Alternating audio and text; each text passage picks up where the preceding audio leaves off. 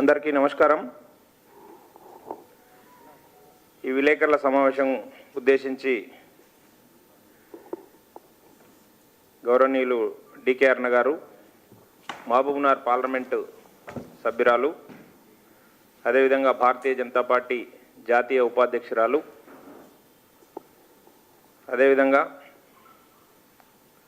నిన్ననే భారత ప్రభుత్వంచే ప్రకటించబడిన food corporation of India consultative committee Telangana chairperson వారు కొత్తగా నియమితులైనరు. వారికి శుభాభినందనలు. అదేవిధంగా ప్రత్యేకమైన శ్రద్ధ తెలంగాణ రాష్ట్రం పైన కేంద్ర ప్రభుత్వం పెట్టి వారికి గురుతరమైన బాధ్యతలు అప్పచెప్పినందుకు కేంద్ర ప్రభుత్వానికి కూడా ధన్యవాదాలు తెలియజేసుకుంటున్నాం. అదేవిధంగా ఈ విలేకరుల సమావేశంలో వీరితో పాటు ఎన్వి సుభాష్ గారు చీఫ్ స్పోక్స్ పర్సన్, అదేవిధంగా ఉమారాణి గారు స్టేట్ సెక్రటరీ, అజయ్ గారు బీజేపీ ఇన్ఛార్జు, బొక్క బాలరెడ్డి గారు బీజేపీ సీనియర్ నాయకులు. ఇప్పుడు డికే అరుణ గారిని మాట్లాడాల్సిందిగా కోరుతున్నాం.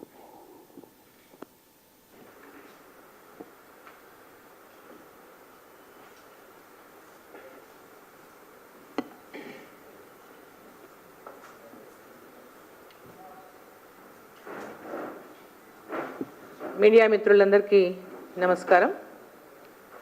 నాతో పాటు మీడియా సమావేశంలో పాల్గొంటున్నటువంటి సుభాష్ గారు, ఉమా గారు, దిలీపాచారి గారు, బాలరెడ్డి గారు, అజయ్ గట్టిగా గారు, మరి అందరికీ నా యొక్క నమస్కారం. ఈరోజు పెద్ద ఎత్తున మన రాష్ట్ర ముఖ్యమంత్రి రేవంత్ రెడ్డి గారి పైన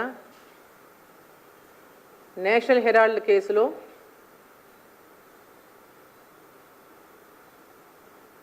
ఆ కేసు యొక్క ఈడీ ఏదైతే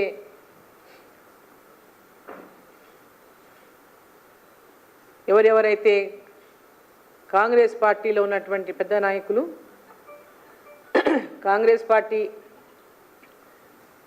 అధికార పత్రిక అయినటువంటి నేషనల్ హెరాల్డ్ కోసం ఆ పార్టీ నేతల నుంచి విరాళాలంటే డొనేషన్స్ తీసుకున్నటువంటి విషయంలో రేవంత్ రెడ్డి పేరు కూడా ఉండడం, మన రాష్ట్ర ముఖ్యమంత్రి రేవంత్ రెడ్డి పేరు కూడా ఉండడం, దాని మీద ఇంతవరకు కూడా రేవంత్ రెడ్డి గారు ఏమీ మాట్లాడకపోవడం అనేక అనుమానాలకు తావిస్తూ ఉంది.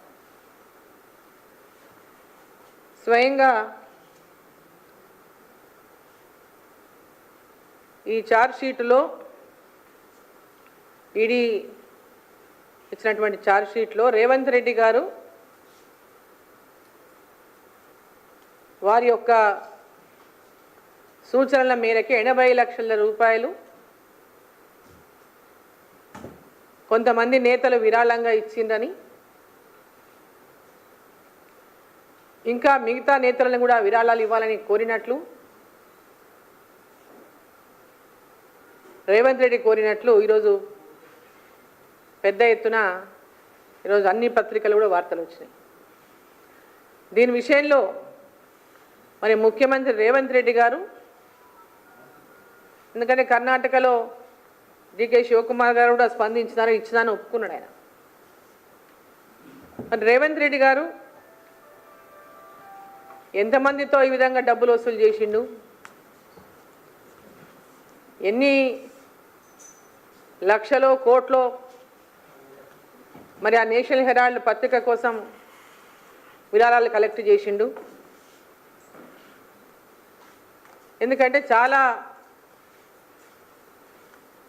నీతివంతమైనటువంటి మాటలు మాట్లాడేటటువంటి కాంగ్రెస్ పార్టీ పెద్ద నాయకులు రాహుల్ గాంధీ గారు ఏదైతే ఉందో వాళ్ళే స్వయంగా ఈ కేసులో ఉన్నారు. మరి రేవంత్ రెడ్డి పాత్ర ఏందో, ఈ రాష్ట్ర ముఖ్యమంత్రి పాత్ర ఏందో కూడా చెప్పాల్సినటువంటి అవసరం ఉంది దాంట్లో. ఇక రేవంత్ రెడ్డి గురించి మనం కొత్తగా ఇప్పుడు చెప్పాల్సింది ఏమీ లేదు, అందరికీ తెలుసు. రేవంత్ రెడ్డి గారు ఇటువంటి దాంట్లో చాలా పాపులరు, చాలా టాలెంట్ ఉన్నటువంటి నాయకుడని. గతంలోనే ఓటుకు నోటు కేసులో కూడా వారు పట్టుబడి జైలుకు పోయించిన విషయం కూడా అందరికీ తెలుసు. మరి రాష్ట్ర ముఖ్యమంత్రిగా బాధ్యతలు నిర్వహిస్తున్నటువంటి రేవంత్ రెడ్డి గారు తెలంగాణలో ఈనాడు అనేక అంశాలపైన టీఆర్ఎస్ ప్రభుత్వం అధికారంలో ఉన్నప్పుడు కాళేశ్వరం కావచ్చు, ఇతర ఇరిగేషన్ ప్రాజెక్టులే కావచ్చు, ఈ రాష్ట్రాన్ని అప్పుల కూపంలో నెట్టేసినటువంటి లక్షల కోట్ల రూపాయల అప్పులు తీసుకొచ్చి అప్పులకు నెట్టేసినటువంటి ఆనాటి బీఆర్ఎస్ ప్రభుత్వం మరి అవినీతిని ఇప్పటిదాకా బయటపెట్టకపోవడం, ఒకరి మీద ఒకరు కేటీఆర్ మీద రేవంత్ రెడ్డి మాట్లాడతారు, రేవంత్ రెడ్డి మీద కేటీఆర్ మాట్లాడతారు, ఒకరినొకరు కాపాడుకునేటటువంటి ప్రయత్నమే చేస్తున్నారు మాట్లాడుకొని తప్ప. ఎన్నికల సమయంలో రాహుల్ గాంధీ గారు మా పార్టీ అధికారంలోకి వస్తే బీఆర్ఎస్ పార్టీ అవినీతిని అంతా బయటకు అక్కిస్తామని మాట్లాడింది. మరి ఇప్పటిదాకా రేవంత్ రెడ్డి గారు ఏ ఒక్క విషయంలోనైనా వాళ్ళ అవినీతిని బయటపెట్టే విషయంలో ప్రయత్నించారా? దాని విషయంలో మాట్లాడుతున్నారా? ఒకరినొకరు బయట తిట్టుకోవడం, పత్రికల్లో పెద్ద పెద్ద ఎత్తున సోషల్ మీడియాలో పత్రికల్లో రావడం తప్పితే ఇప్పటిదాకా చర్యలు ఏమైనా చేపట్టినారా? కాళేశ్వరం విషయంలో రేవంత్ రెడ్డి గారు ఇప్పటిదాకా అధికారంలో లేనప్పుడు మాట్లాడిన మాటలు ఒకసారి గుర్తు చేసుకుంటే, అధికారంలోకి వచ్చిన వెంబడే మా పార్టీకి అధికారం ఇవ్వండి, మాకు అధికారంలోకి వచ్చిన వెంబడే తెలంగాణను దోచుకున్నటువంటి వాళ్ళకంతా కూడా అవినీతి పరులను అందరినీ కూడా చర్యలు తీసుకుంటాం, వారితో ఆ అవినీతితో ఆ సొమ్మునంతా కక్కిస్తామని మాట మాట్లాడింది. మరి అప్పుడు సిబిఐని ఏదైతే తెలంగాణలో బ్యాన్ చేసిండో ఎంక్వైరీలు చేయకుండా ఆ సిబిఐని మరి మీరు అధికారంలోకి వచ్చిండ్రు, ఇప్పుడు సిబిఐ విచారణను చేపట్టాలంటటువంటి లేఖ ఇంతదాకా కేంద్ర ప్రభుత్వానికి ఎందుకు రాయలేదు? సిబిఐ చేత విచారణ చేపించి మరి అవినీతిలో ఎవరికైతే పాత్ర ఉందో వారినంతా కూడా చర్యలు తీసుకునేటటువంటి విధంగా ఈ రాష్ట్ర ప్రభుత్వం, ఈ రాష్ట్ర ముఖ్యమంత్రి ఎందుకు చొరవ తీసుకోవడం లేదు? వాళ్ళు అంత దోచిను, నేను ఇంత దోచుకుంటా, ఒకరు మీరు నన్నానండి నేను మిమ్మల్ని అంట అనే ధోరణితోనే ఇవాళ తెలంగాణను వారు దోచుకున్నారు, ఇప్పుడు మేము దోచుకుంటున్నటువంటి తీరులోనే ఈ రాష్ట్ర ప్రభుత్వం తెలంగాణను దోచుకుంటుంది తప్ప, తెలంగాణలో అనేక హామీలు ఇచ్చి తెలంగాణ ప్రజలకు మోసం చేసి అధికారంలోకి వచ్చి 15 నెలలు గడిచిపోయినప్పటికీ కూడా ఇప్పటిదాకా ప్రజలకు ఇచ్చిన హామీలు నిలబెట్టుకోవడంలో విఫలమైనరు. ఏదైనా మాట్లాడితే డబ్బులు లేవు, ఎక్కడైనా అప్పులకు పోతే కూడా అప్పులు పుడతలేవు, మనని ఎవరు నమ్ముతలేరు అని తెలంగాణను అవమానపరిచే విధంగా గతంలో ఇటువంటి వ్యాఖ్యలు ఏ ముఖ్యమంత్రి కూడా చేసి ఉంటాడు ఎక్కడ కూడా.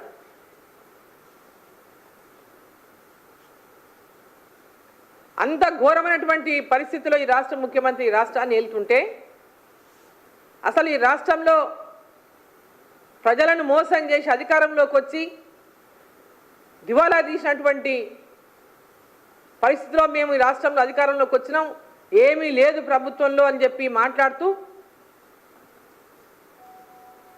వాళ్ళు చేసుకోవడానికి, వాళ్ళు వేలాది కోట్లు సంపాదించుకోవడానికి అనేక రకాలుగా పథకాలు రచించి వాటి వల్ల వాళ్ళు దోచుకుంటున్నారు తప్ప, ప్రజలకు ఇచ్చినటువంటి హామీలను నిలబెట్టుకోవడంలో కానీ, ప్రజలకు ఇచ్చినటువంటి హామీలను నెరవేర్చడంలో కానీ ఈ రాష్ట్ర ప్రభుత్వం పూర్తిగా విఫలమైంది. ఈ ముఖ్యమంత్రి గారికి ఒక రోజు కూడా ఆ కుర్చీ మీద కూర్చొని పరిపాలించినటువంటి అర్హత లేదు, కోల్పోయిందని చెప్పి ఈ సందర్భాన్ని నేను తెలియజేస్తా ఉన్నా. ఏనాడైతే మీరు నా దగ్గర డబ్బులు లేవు, మాకెవరు ఇచ్చే పరిస్థితి లేదని ఒక పూర్తిగా ఒక తెలంగాణ ముఖ్యమంత్రి స్థాయిలో ఈ రాష్ట్ర ప్రజలకు, రాష్ట్ర ఉద్యోగుల, ప్రభుత్వ ఉద్యోగులకు, రిటైర్ అయినటువంటి ఉద్యోగులకు ఈ రాష్ట్రంలో అభివృద్ధిని, తెలంగాణలో అభివృద్ధిని కాంక్షించినటువంటి వాళ్లకు ఈరోజు కంప్లీట్గా తెలంగాణలో అసలు దేశమంతా తెలంగాణ చర్చనే. వీళ్ళేమంటున్నారు? దేశానికి ఆదర్శం తెలంగాణ అంటున్నారు. అసలు ఆ మాట అనడానికి వాళ్ళకి నోరెట్లు వస్తుందో తెలుస్తలేదు. దేశమంతా తెలంగాణ దివాళు కోరతనం ముఖ్యమంత్రి గురించే చర్చించుకుంటున్నారు. దేశమంతా దివాళు కోరతనాన్ని ప్రకటించుకున్న ముఖ్యమంత్రి గురించే చర్చించుకుంటున్నారు తెలంగాణ పరిస్థితిని గురించి. వీళ్ళు తెలంగాణకు ఆదర్శమా? వీళ్ళు దేశానికి ఆదర్శమా? తెలంగాణ పరిస్థితిని పూర్తిగా వాళ్ళు తెలంగాణ కొత్త రాష్ట్రం ఏర్పడి అధికారంలోకి వచ్చి 10 సంవత్సరాలు అభివృద్ధి పేరుతో లక్షల కోట్ల అప్పులు తీసుకొచ్చి వాళ్ళు బీఆర్ఎస్ ప్రభుత్వం పార్టీ నాయకులు కుటుంబ పాలన దోచుకుంటే ఈరోజు ఈ 2 పార్టీలు లోపాయికారి ఒప్పందాలు చేసుకొని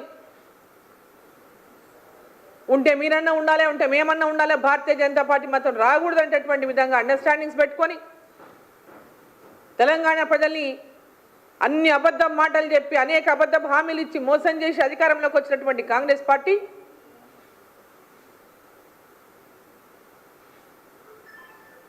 రేవంత్ రెడ్డి గారు అనగానే ఒకటే మాట్లాడతారు. కేవలం మాటలే తప్ప చేతలు అయితే ఎక్కడ లేవు. వారి టాలెంట్ అంతా కూడా ఈ రాష్ట్ర ప్రజలకు తెలుసు. వారికి ఉన్నటువంటి టాలెంట్ దేంట్లో ఉందనే విషయం.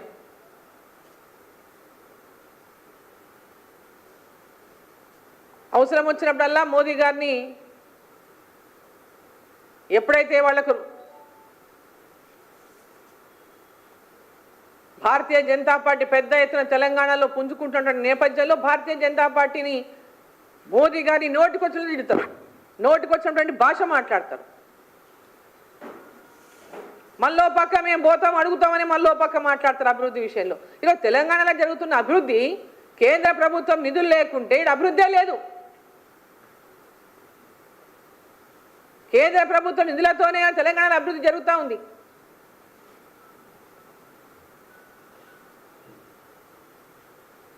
ఒక పక్క మెచ్చుకుంటారు, ఒక పక్క తిడతారు.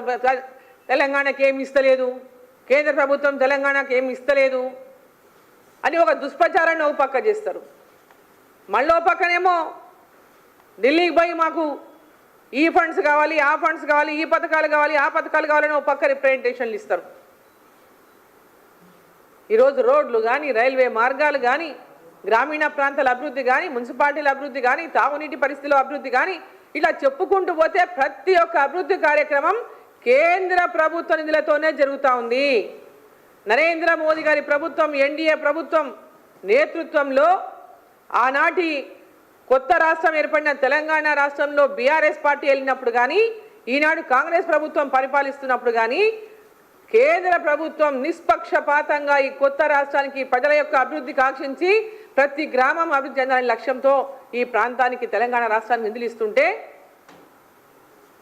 భారతీయ జనతా పార్టీని ఎదుర్కొనే శక్తి లేక ఈరోజు ప్రజల లోపల పూర్తి విశ్వాసాన్ని కోల్పోయినటువంటి కాంగ్రెస్ పార్టీ ప్రజలలో ఎక్కడ పోయినా, ఏ గ్రామానికి వెళ్ళినా అరే ఇంత తొందరగా ప్రజల లోపల ఫెయిల్ అయినటువంటి ప్రభుత్వం ఎప్పుడు చూడలేనటువంటి మాటలు మనం వింటాం. దాన్ని జీర్ణించుకోలేక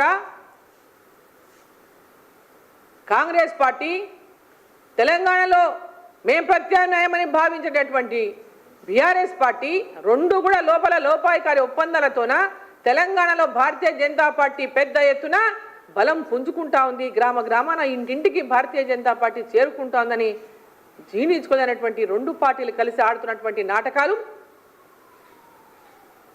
తెలంగాణ ప్రజలందరూ కూడా గమనిస్తూ ఉన్నారని చెప్పి సందర్భం నేను తెలియజేస్తా ఉన్నా. ఆపరేషన్ సింధూర్ సందర్భంగా కూడా అసలు పక్క భారతదేశంలో ఉన్నటువంటి అన్ని పార్టీలకు అతీతంగా దేశం కోసం, దేశ ప్రజల యొక్క దేశ భద్రత కోసం అన్నీ ఏకమై ఆపరేషన్ సింధూర్ విషయంలో పెద్ద ఎత్తున దేశ ప్రధానికి, సైనికులకు అండగా నిలవాల్సినటువంటి సందర్భంలో కొన్ని ఎప్పుడు పడితే అప్పుడు ఏది పడుతుంది మాట్లాడతాడు మన ముఖ్యమంత్రి. ఓసారి సపోర్ట్ అంటాడు, వెంబడే ఫెయిల్ అయినామంటాడు. అసలు మాటకు పొంతన లేకుండా మాట్లాడుతుంటారు. అంటే చాలా ఫ్రస్ట్రేషన్లో ఉన్నట్టున్నాడు ముఖ్యమంత్రి గారు. ఆయనకు సొంత పార్టీలోనే కుంపటి ఎక్కువైంది. ఆ కుర్చీ ఎప్పటిదాకా ఉంటుందో తెలియనటువంటి ఒక అనిశ్చితి ఏర్పడినట్టుంది. ఆపరేషన్ సింధూర్ ద్వారా పాకిస్తాన్కి ఈరోజు కళ్ళు బయలు కప్పేటటువంటి సమాధానాన్ని ఈరోజు భారతదేశం నరేంద్ర మోదీ గారు మన దేశ సైనికులు ఇచ్చినారు. మళ్ళీ మన మీద దాడి చేయాలంటే ఆలోచించుకునేటటువంటి పరిస్థితి ఈరోజు మన ప్రధాని నరేంద్ర మోదీ గారు సైనికులు కల్పించినారు. మన భారతదేశాన్ని యొక్క శక్తిని, మన స్ట్రాటజీని అందరూ మెచ్చుకుంటుంటే అది జీర్ణించుకోలేనటువంటి వాళ్ళు మాత్రం ఇంకో రకమైనటువంటి కామెంట్లు చేస్తారు.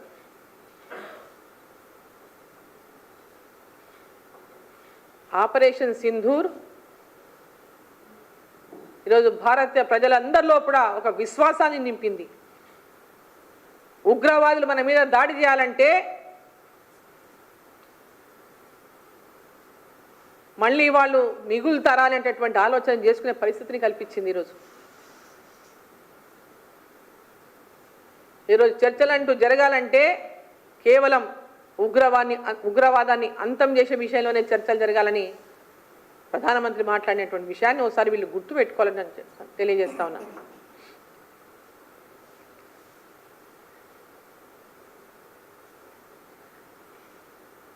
ఇంకా ధాన్యం కొనుగోళ్ల విషయంలోనే కానీ రాష్ట్రంలో జరుగుతున్నటువంటి పరిస్థితులు, పెద్ద ఎత్తున అకాల వర్షాలు కురుస్తున్నాయి. మొత్తం ధాన్యం అంతా కూడా ధాన్యం సేకరణ కేంద్రాల్లో తడిసి ముద్దయిపోతున్నటువంటి పరిస్థితి.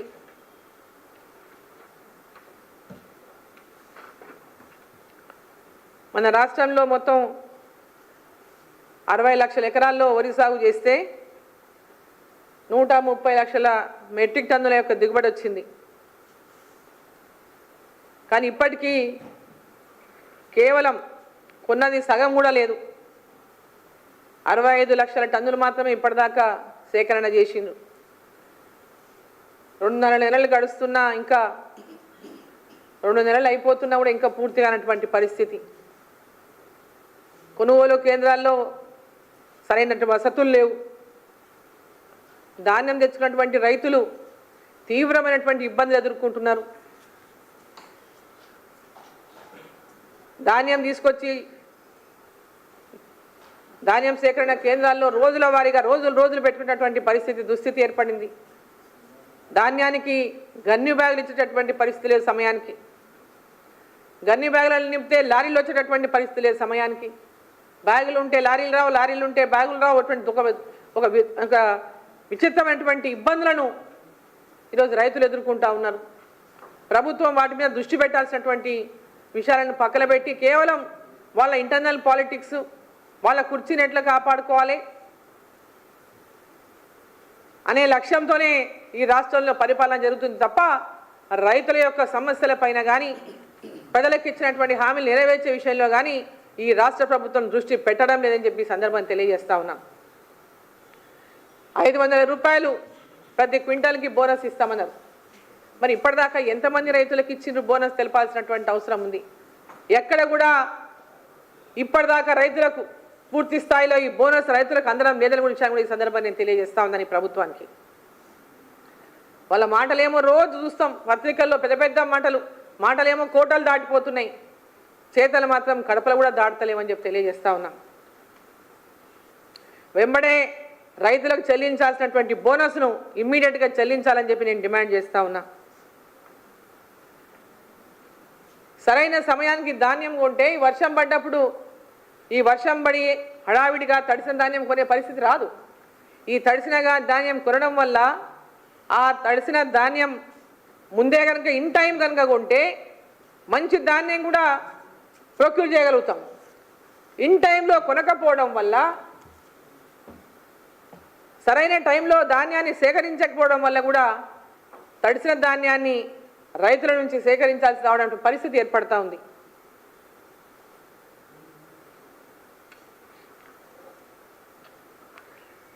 అదేవిధంగా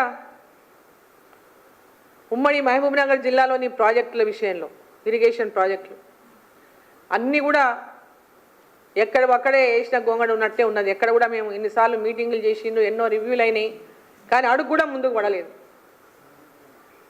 రిహాబిటేషన్ అండ్ రీసెటిల్మెంట్ సెంటర్లలో ఇప్పటిదాకా వసతులు పూర్తి కాలేదు, కనీస వసతులు కూడా ఇంకా పూర్తి స్థాయిలో చేపట్టలేదు. కంపెన్సేషన్ ఇవ్వాల్సినటువంటి రైతులకు ఇప్పటిదాకా కంపెన్సేషన్ చెల్లింపులు లేవు.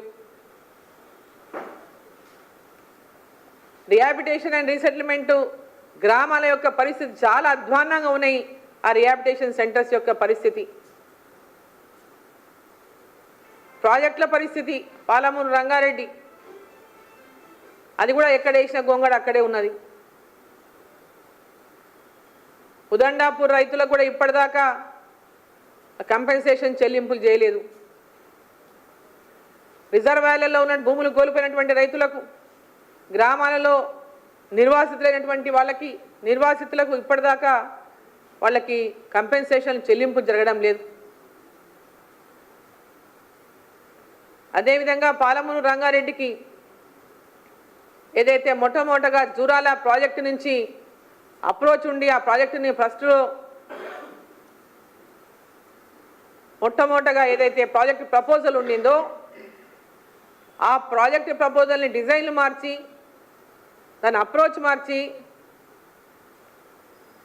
శ్రీశైలం బ్యాక్ వాటర్ నుంచి తీసుకోవడం వల్ల, డిజైన్లు మారడం వల్ల వేల కోట్ల రూపాయల యొక్క ధనం దుర్వినియోగం అవుతుందే తప్ప ఒరిజినల్గా పాలమూరు రంగారెడ్డి ప్రాజెక్ట్ ఏదైతే రూపొందించిండ్రో ఆనాడు మహబూబ్నగర్ పార్లమెంటులోని 7 నియోజకవర్గాలతో పాటు పరిగి నియోజకవర్గానికి, అదేవిధంగా రంగారెడ్డి జిల్లాలోని కొన్ని ప్రాంతాలకు, అదేవిధంగా నల్గొండలోని కొన్ని ప్రాంతాలకు నీళ్ళు ఇవ్వాలనేటువంటి ఒక ఆలోచనతో ఆ రోజు ఏదైతే రిటైర్డ్ ఇంజనీర్స్ ద్వారా ప్రాజెక్టు రూపొందించడం జరిగిందో ఈరోజు అది పూర్తిగా పక్కకు వేయబడ్డది. కాబట్టి పాలమూరు రంగారెడ్డి మొట్టమొదటగా ఇచ్చినటువంటి ప్రతిపాదన ఏదైతే ఉందో ఆ ప్రతిపాదనని రాష్ట్ర ప్రభుత్వం రివ్యూ చేసి ఈ 7 నియోజకవర్గాల్లో కూడా ప్రతి నియోజకవర్గంలో 1,00,000 ఎకరాలకు తక్కువ కాకుండా నీళ్ళు ఇచ్చేటటువంటి విధంగా కొత్తగా మళ్ళీ ఒకసారి ఆ ప్రాజెక్టుని రివ్యూ చేసి కొత్త ప్రతిపాదనలు సిద్ధం చేయాలని చెప్పి సందర్భంగా నేను కోరుతా ఉన్నా. ఇప్పటికే ఎక్కడెక్కడైతే పెండింగ్ ఉన్నటువంటి ఏదైతే ముంపుకు గురైనటువంటి గ్రామాలు ఉన్నాయో కొత్తగా సెంటర్స్ ఏవైతే R&R సెంటర్స్ని ఏర్పాటు చేసిండ్రో ఆ సెంటర్స్లో ఇప్పటిదాకా ఇండ్లు కట్టుకోకుండా పాత ఊర్లలోనే మగ్గిపోతున్నటువంటి అనేక మంది పేదలు ఉన్నారు. వారికి అందరికీ కూడా ఇమ్మీడియట్గా R&R సెంటర్లలో ఫెసిలిటీస్ ఏర్పాటు చేసి వారికి కూడా కొత్తగా ఇండ్లు శాంక్షన్ చేసి వాళ్ళకందరూ కూడా ఇండ్లు కట్టుకునే విధంగా ఈ రాష్ట్ర ప్రభుత్వం చొరవ తీసుకోవాలని చెప్పి మీడియా ద్వారా నేను కోరుతా ఉన్నా.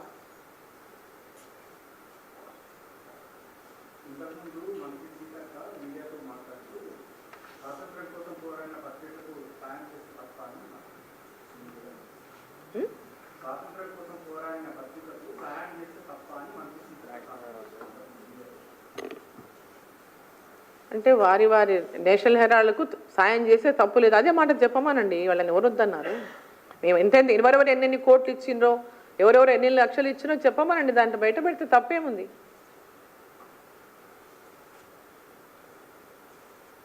వాళ్ళ పార్టీ ఒక దానికోసం ఫండ్ కలెక్షన్ చేసి ఇంకో దాంట్లో దాన్ని డైవర్ట్ చేసేందుకు కదా ప్రాబ్లం. ఇక్కడ మిస్యూజ్ ఆఫ్ ఫండ్స్ అనే కదా, ఇక్కడ అధికారంలో ఉన్నామనే కదా మిస్యూజ్ ఆఫ్ ఫండ్స్ చేశారనే కదా ప్రాబ్లం. ఇక్కడ ఇది మనీ లాండరింగ్ కేసులో కదా ఈ కేసు అయింది. అది నేను పెట్టింది కాదు, లేకుంటే ఇంకెవరో పెట్టింది కాదు కదా.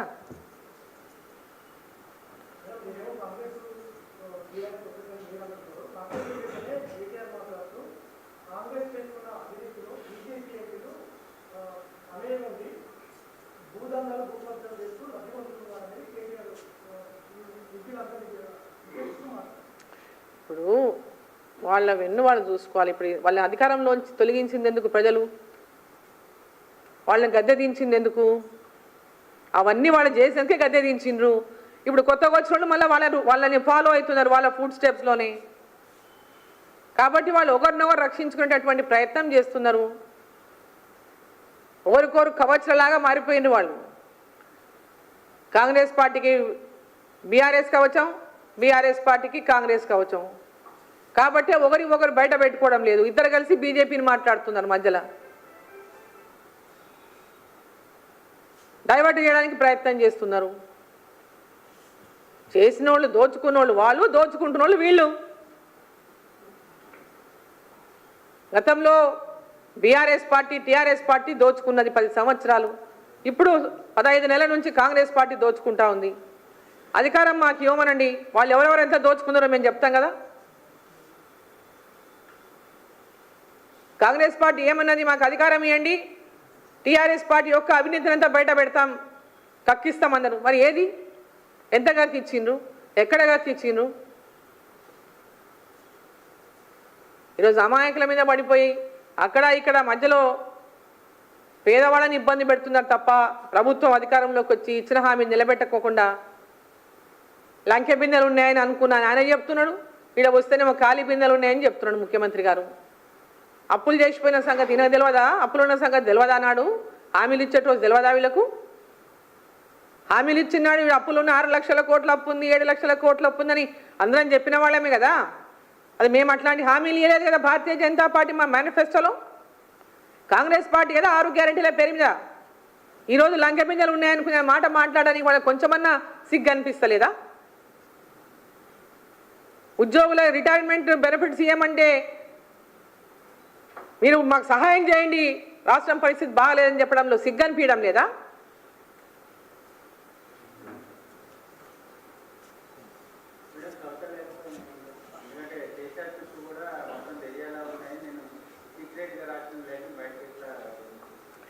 సీక్రెట్గా రాసిన లేఖ, మరి వాళ్ళు ఎవరు సీక్రెట్ వాళ్ళు బయట పెట్టాలి, ఎవరు లేఖ లీక్ చేసిండ్రో. సీక్రెట్గా రాసిన లేఖ బయటికి ఎట్లా వస్తుంది? కవిత గారు అమెరికా పోయినరు, అమెరికా పోయేటప్పుడు రాసిపోయింది. ఈరోజు దిగింది అనుకుంటా, నిన్ననా ఇవాళను నైట్ దిగింది. అంటే లేఖ దిగింది, ఆమె దిగింది, విన్నారా?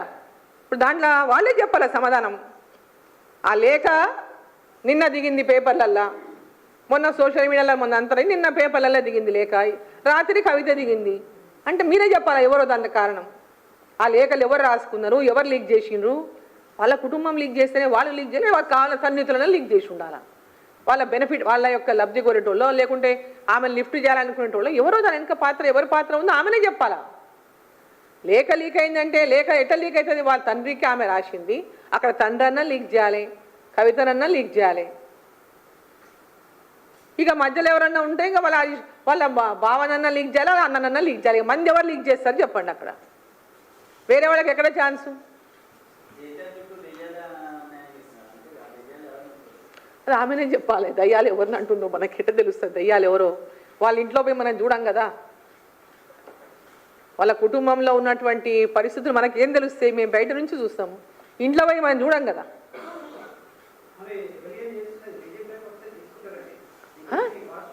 ఎట్టి పరిస్థితిలో తీసుకో.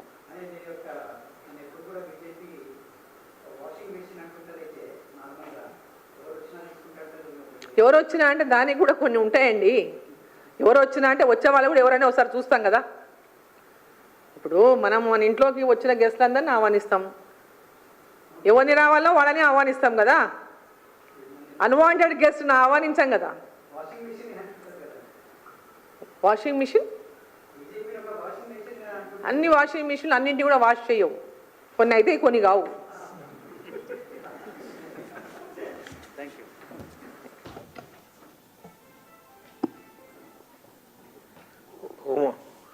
ఉమారాణి గారు, ఇప్పుడు కొత్తగా డికే అన్న గారు food corporation of India consultative committee చైర్పర్సన్గా ఎన్నికైన సందర్భంలో వారిని సన్మానిస్తున్నారు. అదేవిధంగా బాలరెడ్డి గారు, రాజు గారు అందరు సన్మానిస్తున్నారు. వారికి స్వాగతం.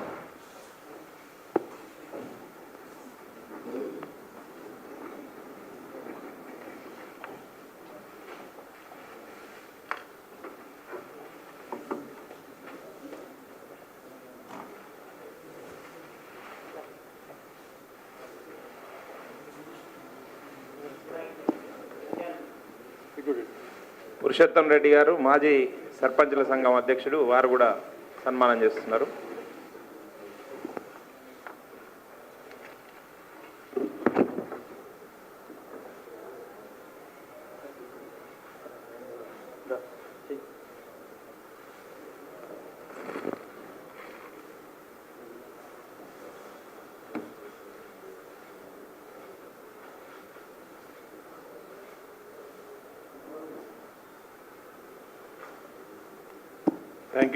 Thank you.